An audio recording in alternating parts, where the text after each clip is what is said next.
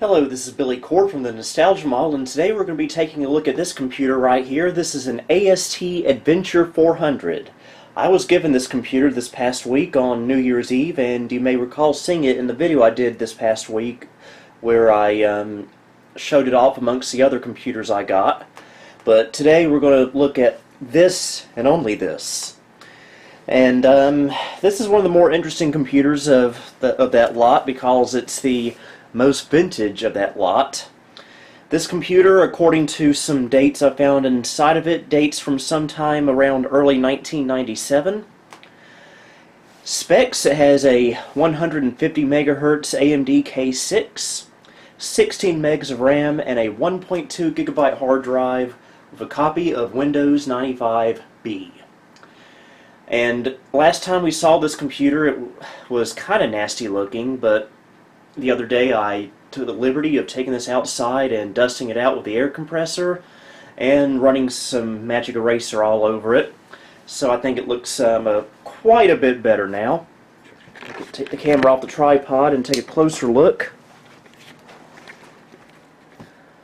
One thing I find oddly pleasing about this computer is the power button right here. It has this little plastic cover you can put over it to prevent unwanted power-offs. No reset button though. That's surprising for a computer like this. Got an 8-speed CD-ROM drive. I believe this is probably original, although I've never really liked it. Now this is just me nitpicking. I've just never liked it when people put the CD-ROM drive on the very bottom bay. To me, it has to be at the top, but that's just my personal preference. And of course you got your 3.5-inch floppy drive. By the way, both of these drives do still work just fine.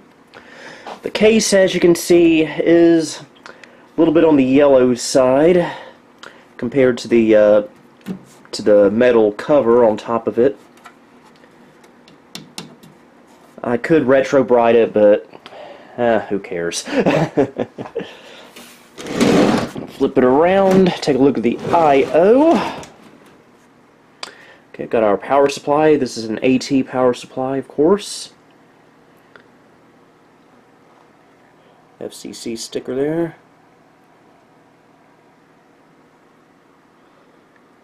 Okay, we got our VGA out. PS2 keyboard, PS2 mouse, serial, parallel. I think that's either line in or line out, microphone, and another line in or line out. Can't really tell which one that is. Last time you saw this, there was a 56K modem in here, but I was getting IRQ conflicts with it, and you know what? It's a dial-up modem. Who needs these anymore? So I took that out, and in its place I stuck a PCI network card, a 3-COM Ethernet card. Works just fine. And right here on a breakout card here we got another serial port and a game port. So I'll go ahead and take the cover off and we'll take a look inside. Okay, here's the inside. Got our AMD K6 right there, socket 5. Nice little cooler on top of it. There's our network card to, let's see, we've got 2 PCI slots and 1, 2, 3, 4, 5 ISA slots. I'm only using one of the PCI slots right now. Got 256K of cache right there on that Coast module. My Corner Packard Bell has a similar module in it. I guess that must be the BIOS chip there. Got a fresh new CMOS battery in there, because obviously the old one was dead. And you may notice that this computer is a lot cleaner inside now than the last time you saw it. Cleared out all the dust. There's our floppy drive and our CD-ROM drive. In order to get to the expansion slots on this computer, you have to unscrew this and take this metal bottom plate off. So it's kind of an odd design there, but hey, it works. This does have onboard sound, as you saw before. It uses ESS audio. And even got a little wavetable connector there. And you can probably see the audio chip there as well, if you look careful. That has SIS video on here with 1 megabyte of video RAM, but much like on Packard Bells, you can add up to 2 megs of video RAM right there. Of course, those chips are hard to find these days. There's nothing but SIS chips on here. And it uses EDO memory right there, as most computers did of this vintage. And again, there's our power supply. So there's really not much else to see right here, so let's hook it up and power it on. Alright, here we go.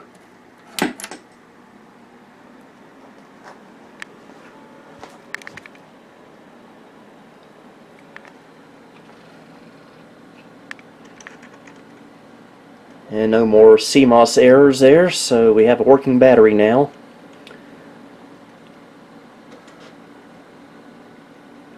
Floppy drive seek there.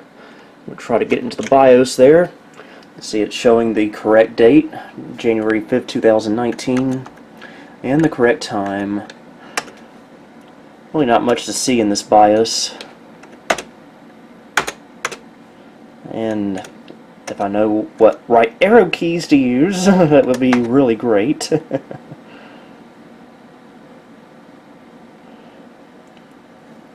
all our hard drive info. So yeah, nothing much to see here. But if you find anything interesting, you're more than welcome to pause the video and look at it. Audio settings. System information. Asset tag is as best I can read it. And there's a way you can update the BIOS right there, but I'm not really interested in doing that.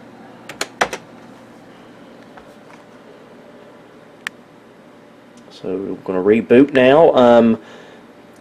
I debanned the hard drive, so the copy of Windows 95 you saw in here previously is no more. And it's now running a fresh copy of Windows 95. Probably hasn't been reinstalled on here since it was built back in '97. Okay, apparently I didn't shut it down right last time. You can hear that old hard drive clicking and clacking.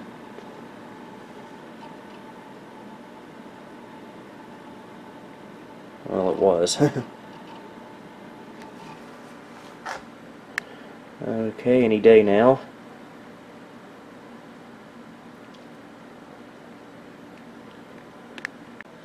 Okay, I'm gonna skip this. I don't have an Ethernet cable connected. So sound works just fine on here.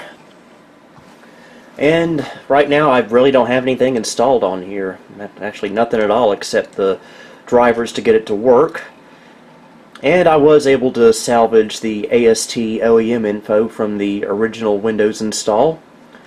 So I'm able to keep that forever.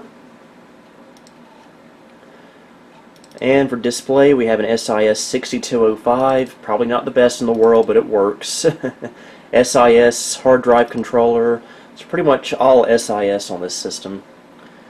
3-COM Etherlink, and ES1788 plug-and-play audio drive. Very popular sound chip back then. So, we can do ourselves a quick canyon test. I've actually haven't had a chance to test out the MIDI on here, so here we go.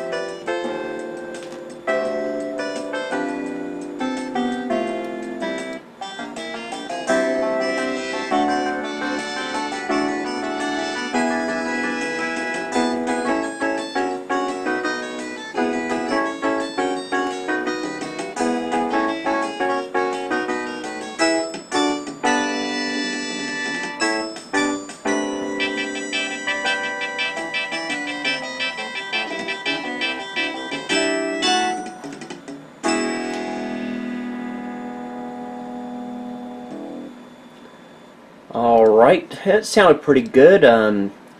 Pretty much your basic FM synthesis. Sounds a little bit different from your standard ones, but sounded pretty good if you ask me. What is that considered on here? Internal ES-FM synthesis. Okay, that's never heard of that, but it's a thing. So we can test out a game on here. Again, I don't have anything installed on here at the moment, but we can change that.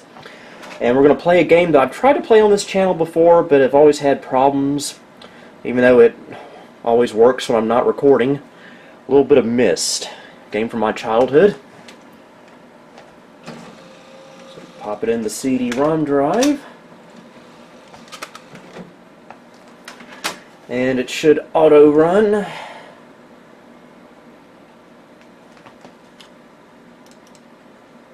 I'm surprised the CD-ROM in this computer still works. Usually when I find old computers from the 90s, the CD-ROM drives are completely shot.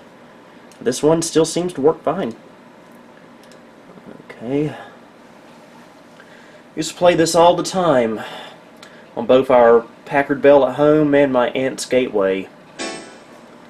And because everything in the 90s required this, we got to install QuickTime for Windows. So there it goes. I always liked how the progress bar on this installer looks. Like a film strip and everything. Okay, we're going to need to restart. Nope, we can go ahead and dive right in.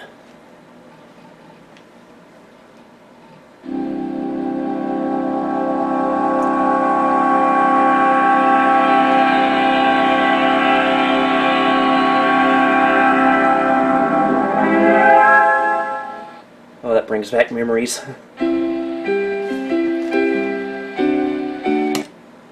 Skip that. Oh yeah, just this whole, just the sound effects in this game take me back. That one especially. Now, I'll go ahead and confess, since I've never seriously played this game in over 20 years, all I'm going to be doing in this video is just clicking on random stuff and seeing what happens. Like that.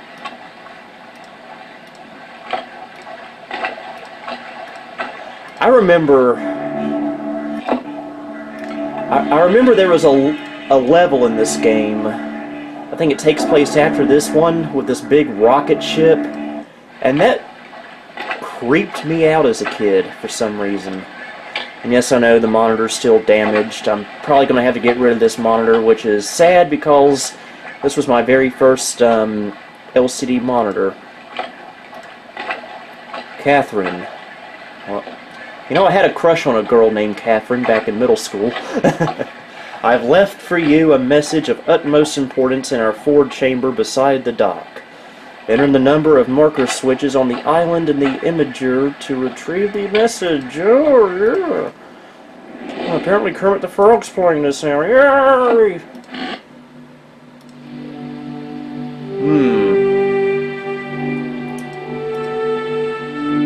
What is this, it's like a dentist chair. Okay, change the date here. March 1st,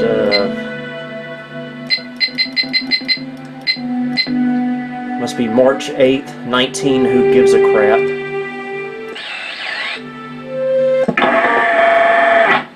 Yeah, I'm going to need a walkthrough to play this game again. That's what we had to do back in the day on games like this, where you had no clue what you were doing. You had to dial on to AOL and download walkthroughs and print them out. Yeah, I remember that. I'm just clicking stuff, not knowing what to do.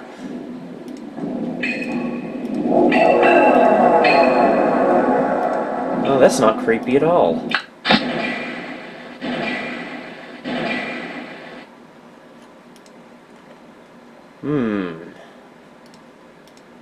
Like another torture chamber here.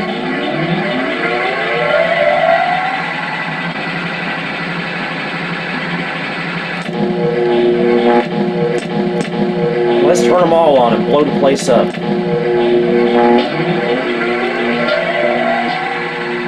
Or just do nothing at all except make a bunch of noise. Okay, you know what? Let's get out of here.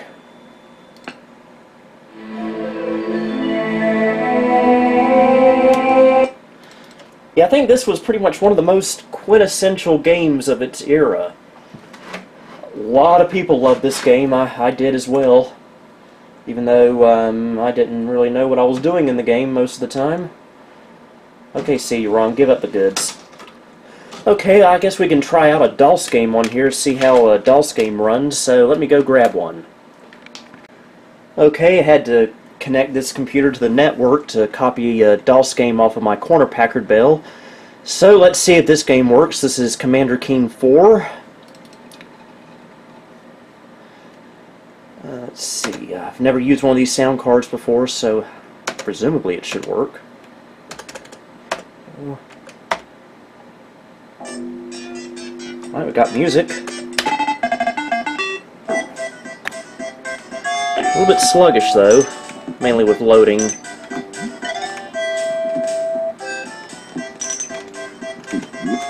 Hadn't played this game in a while.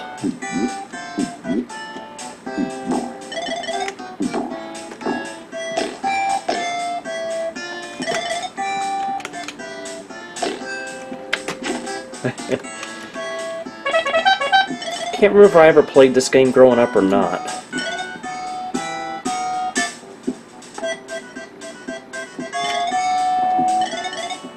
A little bit of tearing there.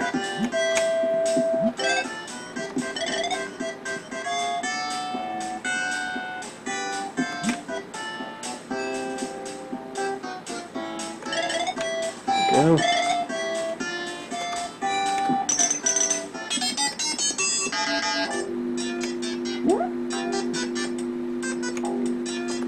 And one more level.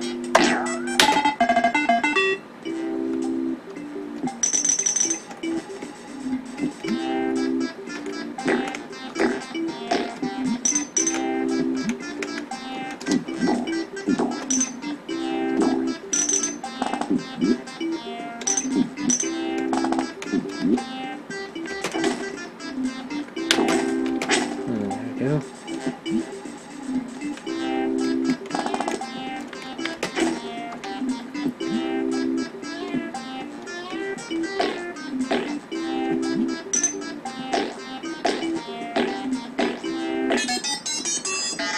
I'm sure I missed a whole bunch of stuff there.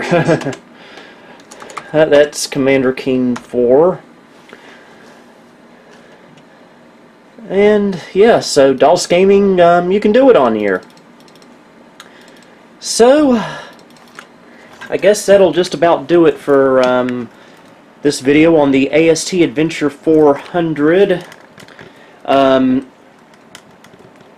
What do I think of this computer? Well, it's not a bad computer, especially since it's an old computer that still works. It's very tough, very solid. It's just not very special, though.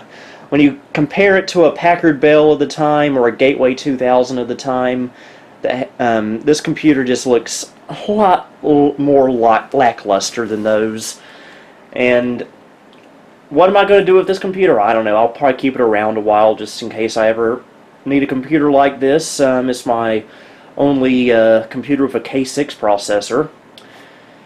So, yeah, and this may have been your first computer. If you're watching this video, it may have been your first computer. Who knows? So, I'll go ahead and shut it down.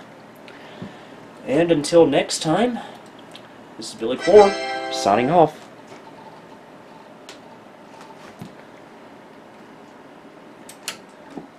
Oh, and because I know you guys are going to ask, yes, the iMac is working now. And yes, it is running Windows 7 at the moment, but I will be discussing more of this in upcoming videos. So, anyway, Billy Core, signing off. Thank you for visiting the Nostalgia Mall. If you liked what you saw, please like, subscribe, and follow me on Facebook, Twitter, and Instagram. You can also support me on Patreon if you would like. The link to all of these are down below. Until next time, this is Billy Core signing off.